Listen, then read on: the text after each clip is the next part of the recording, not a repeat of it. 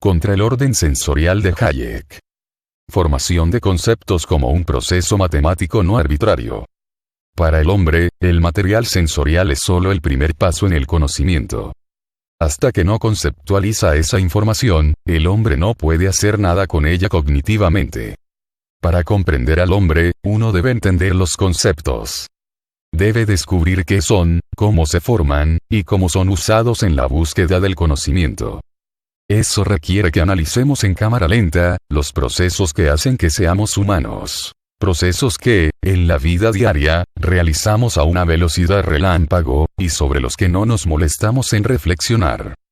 Diferenciación e integración, y su rol en el descubrimiento del número 1. Empecemos por rastrear el desarrollo del concepto, existente, en la mente del hombre. El concepto, implícito, de existente. Algo que existe, pasa por 3 etapas de desarrollo. La primera etapa, es el reconocimiento, por parte del niño, de cosas, u objetos. El niño ha captado, de forma no explícita, el concepto de entidad. La segunda etapa ocurre, cuando el niño, aún a nivel perceptual, logra diferenciar y distinguir, unas entidades específicas de otras. Al ver el mismo objeto en momentos diferentes, lo reconoce ahora como la misma entidad. El niño ha captado, de forma implícita, el concepto de identidad. Esas 2 etapas tienen contrapartida en el mundo animal. Los animales no tienen conceptos. Pero los animales superiores pueden percibir entidades, y pueden reconocer entidades particulares entre ellas. Es la tercera etapa la que constituye la gran división cognitiva. Después de haber captado las identidades de entidades concretas, el ser humano puede pasar a una nueva etapa. Puede captar relaciones entre esas entidades, al reconocer las semejanzas y diferencias, en las identidades de dichas entidades. El niño capta que ciertos objetos, por ejemplo, 2 mesas, se asemejan entre sí, pero se diferencian de otros objetos, como sillas o camas. Y puede decidir tratar los objetos similares, en un grupo separado. En ese momento, él ya no ve a los objetos como lo hacen los animales. Simplemente como existentes distintos, todos diferentes unos de otros. Ahora también ve a los objetos como estando relacionados por sus semejanzas. Aunque personas, gatos, árboles, y automóviles, estén mezclados en la realidad, el hombre puede decir, las semejanzas entre las personas son tan grandes, y sus diferencias con los gatos, y con todas las demás cosas, son tan obvias, que voy a separar mentalmente a las personas del resto. Seguiré observando a cada persona como una entidad separada, pero no como una entidad no relacionada. Consideraré a cada una, como miembro de un grupo de similares. Esto es, como unidad. El concepto implícito captado en esta etapa del desarrollo es, la unidad. Esa es la clave, la entrada al nivel conceptual de la conciencia del hombre. La capacidad de observar a las entidades como unidades, es el método distintivo de cognición del hombre, que otras especies vivientes son incapaces de seguir. Al estudiar la perspectiva de unidad, es esencial comprender que en el mundo, fuera del hombre, no hay unidades. Solo hay existentes. Cosas individuales, separadas, cada una con sus propiedades y acciones. Ver las cosas como unidades significa adoptar una perspectiva humana sobre las cosas, lo cual no quiere decir que sea una perspectiva subjetiva.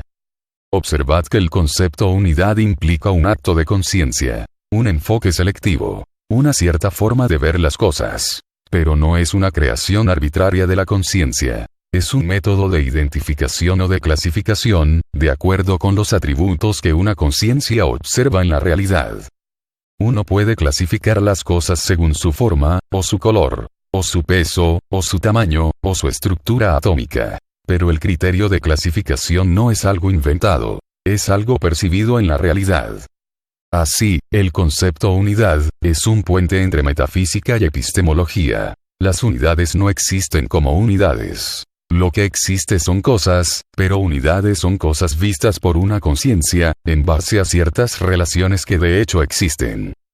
Sin el concepto implícito de unidad, el hombre no podría alcanzar el método conceptual de conocimiento. Sin el mismo concepto implícito, hay otra cosa que no podría ser. No podría contar, medir, o identificar relaciones cuantitativas. No podría entrar en el campo de las matemáticas. Por lo tanto, el mismo concepto, implícito, es la base y el inicio de dos campos: el conceptual, y el matemático.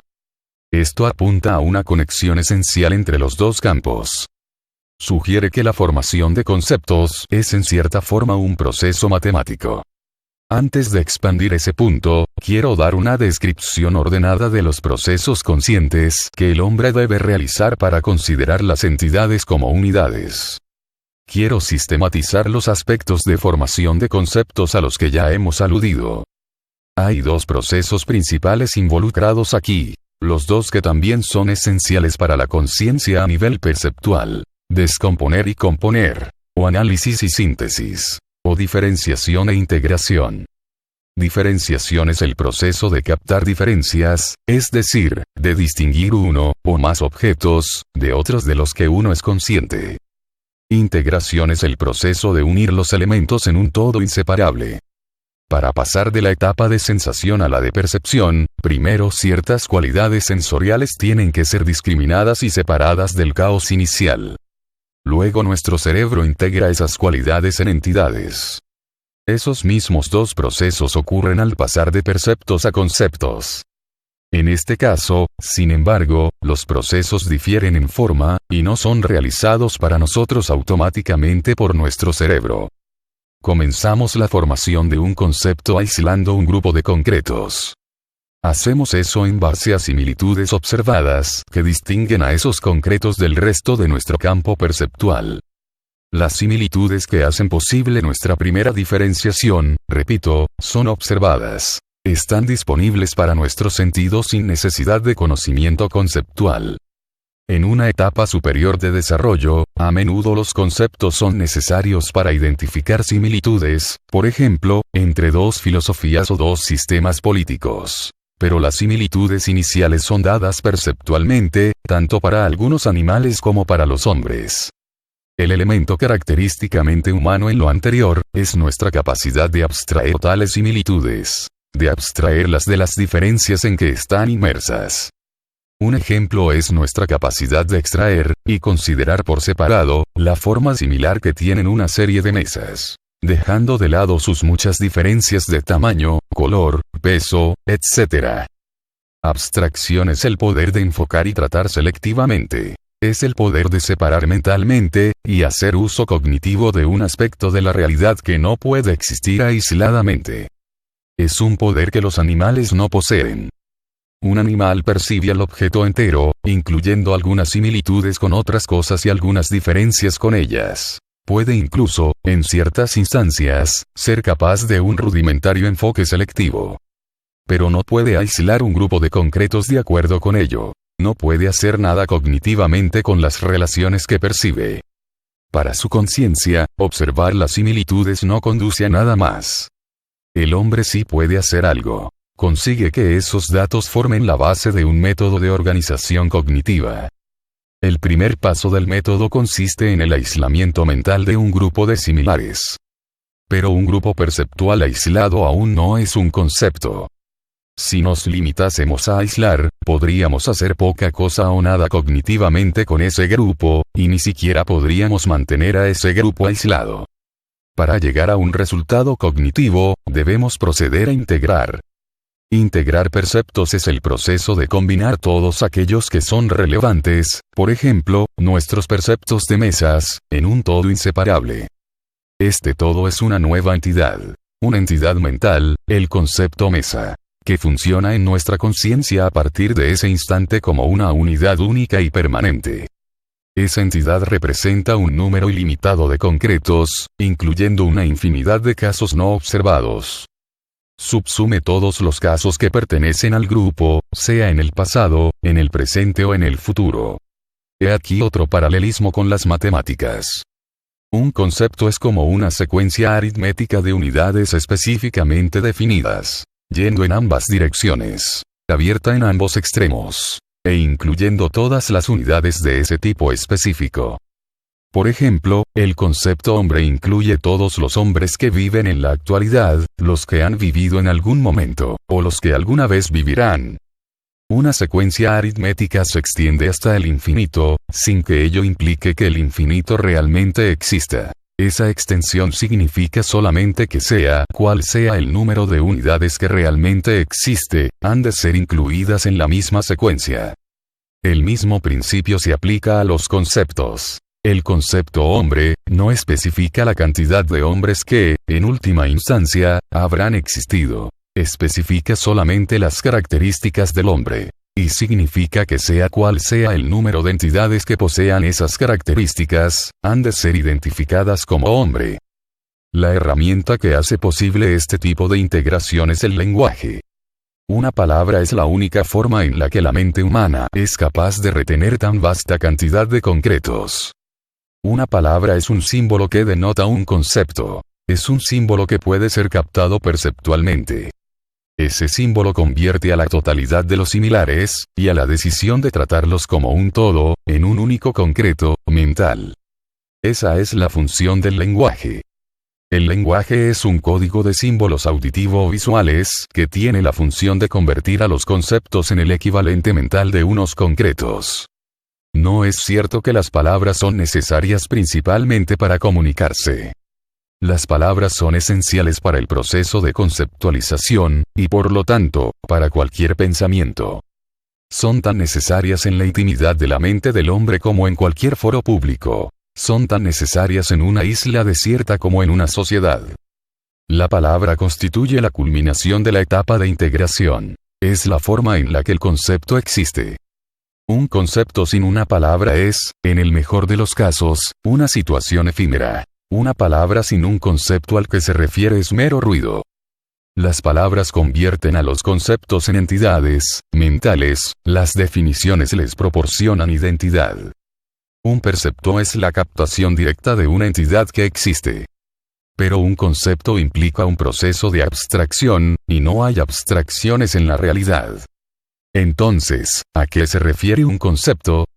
La mejor de las respuestas tradicionales, la de Aristóteles, es que un concepto se refiere a lo que todos los concretos de una clase determinada poseen en común. Los individuos varían en altura, peso, color, huellas digitales, inteligencia, etc.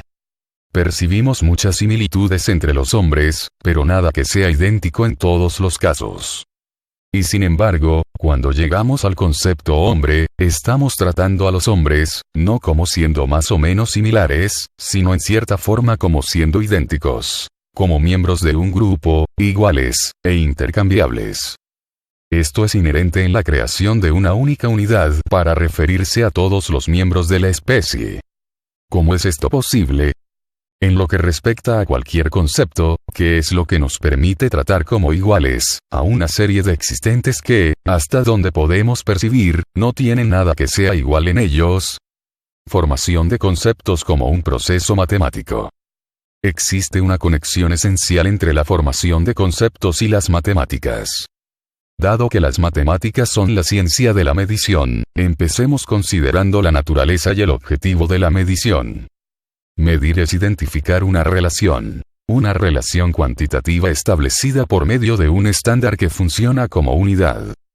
El proceso de medición implica dos concretos: el existente que está siendo medido, y el existente que constituye el estándar de medida.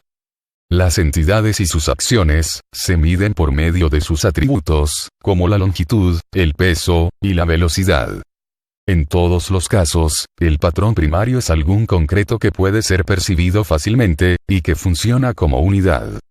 Un metro, por ejemplo, es en sí mismo una longitud. Es una cantidad específica de longitud. Esto nos lleva a un descubrimiento: la conexión entre medición y conceptualización. En ambos casos, el hombre relaciona concretos con el mismo método, por medios cuantitativos. Tanto la formación de conceptos como las mediciones implican que la mente descubra una relación matemática entre concretos. La observación clave es que los concretos similares, integrados por un concepto, difieren entre sí solo cuantitativamente, solo en las medidas de sus características. Cuando formamos un concepto, nuestro proceso mental consiste en retener las características, omitiendo sus medidas. Como un ejemplo sencillo analizaremos el proceso de formar el concepto longitud. Un niño observa que un fósforo, un lápiz, y un palo, tienen un atributo común: longitud. La diferencia en ese sentido es solo de magnitud. El lápiz es más largo que el fósforo, y más corto que el palo. Las tres entidades son iguales en cuanto al atributo, pero difieren en su medida. ¿Qué tiene que hacer la mente del niño para integrar esos tres casos concretos en una única unidad mental? La mente del niño retiene el atributo, mientras omite las medidas, que son diferentes. O dicho de forma más precisa, la longitud debe existir en alguna cantidad, pero puede existir en cualquier cantidad. Identificaré como longitud al atributo de cualquier existente que lo posea, y que pueda ser relacionado cuantitativamente a una unidad de longitud, sin especificar la cantidad. Este es el proceso que permite al niño, no solo integrar los primeros casos de longitud que observa, sino también identificar casos futuros, como la longitud de un alfiler, de una habitación, de una calle. Todos estos casos son conmensurables. Es decir, pueden ser relacionados cuantitativamente a la misma unidad. Difieren solamente en sus medidas específicas. Analicemos ahora otro ejemplo: la formación del concepto mesa. Aunque es esencialmente el mismo proceso, es más complejo de analizar, porque el concepto de una entidad requiere la omisión de las medidas de varios de sus atributos.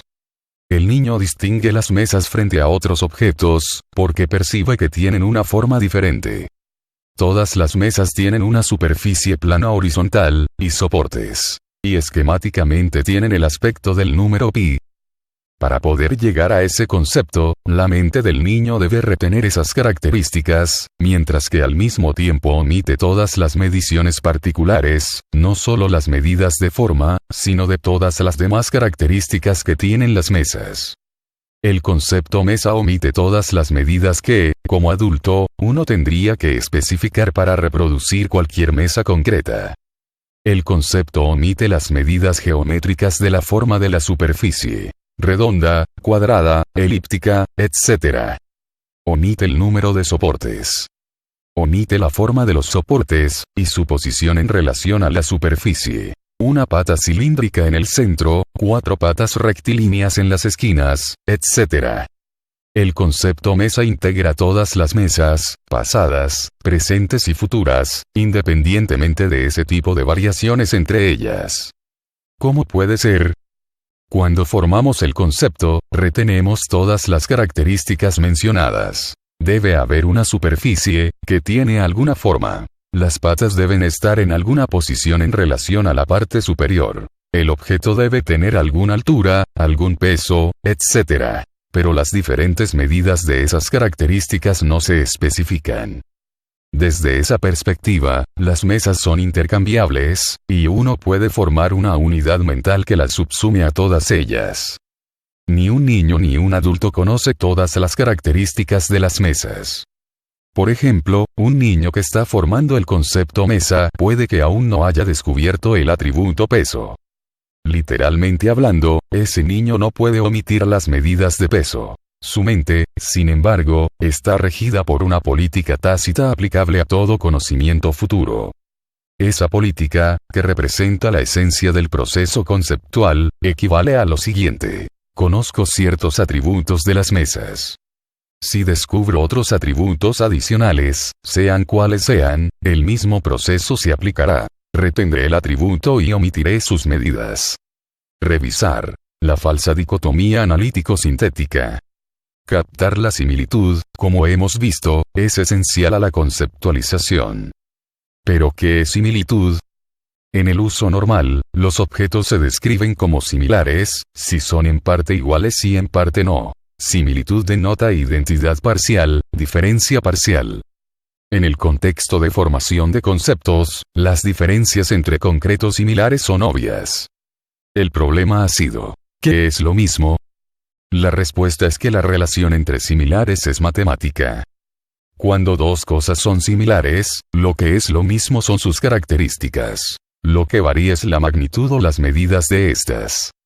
Similitud, en este contexto, es la relación entre dos o más existentes, que poseen la misma característica, pero en diferente medida o grado. La forma como un hombre capta cosas similares, es realmente la forma como su mente capta un hecho matemático. El hecho de que ciertos objetos concretos son conmensurables. Que esos concretos, o sus atributos, son reducibles a la misma unidad de medida. Esa es la esencia de abstraer. Los hombres abstraen atributos o características, a partir de las medidas de esos atributos o características.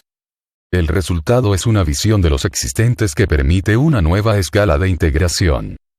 El proceso de omitir medidas es realizado por nosotros gracias a la naturaleza de nuestra facultad mental, independientemente de que alguien se dé cuenta de ello, o no. Para formar un concepto, uno no tiene que saber que ello implica un tipo de medición. Uno no tiene que medir existentes y ni siquiera saber cómo medirlos. Estando consciente, lo único que uno tiene que hacer es observar similitudes. Cuando conceptualizamos, por primera vez, nos enfocamos en un atributo perceptualmente, no conceptualmente. Y tampoco necesitamos saber nada de números. Para formar conceptos necesitamos descubrir conmensurabilidad, no datos cuantitativos específicos. La esencia del proceso es precisamente omitir esos datos. Ese es el medio por el cual somos capaces de captar, sin necesidad de números ni de ningún otro concepto anterior, que todos los concretos relevantes son reducibles a una unidad común. Resumiendo, una manera de medir, hace que la formación de conceptos sea posible y los conceptos a su vez hacen posible la medición numérica. Esta interdependencia refleja un hecho fundamental de la cognición humana. La perspectiva esencial de ambos procesos, la reducción cuantitativa a la unidad, es la misma.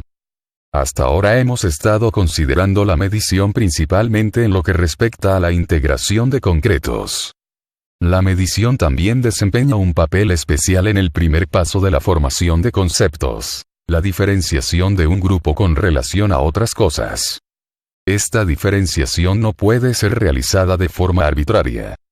Por ejemplo, uno puede formar un concepto distinguiendo mesas de sillas, pero no distinguiendo mesas de objetos rojos. No hay ninguna base que justifique unificar esos dos grupos de concretos en la mente, y no hay forma de identificar una relación entre ellos. Los atributos de forma y de color son inconmensurables. La definición formal de concepto condensa en una sola frase todas las ideas claves de las que hemos hablado. Un concepto es una integración mental de dos o más unidades, que poseen las mismas características distintivas, con sus medidas específicas omitidas.